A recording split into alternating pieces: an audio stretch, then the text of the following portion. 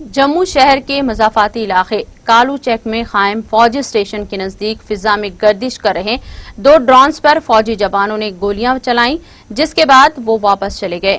ہم آپ کو بتا دیں کہ یہ واقعہ جموں ایئر فورس اسٹیشن پر ایک مشتبہ ڈرون کے ذریعے 2 بم گرانے کے ایک دن بعد رونما ہوا ہے۔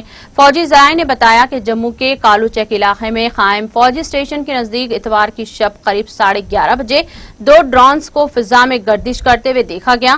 انہوں نے کہا کہ وہاں تعینات فوجی جوانوں نے ان پر گولیاں برسائیں، جس کے بعد وہ واپس چلے گئے۔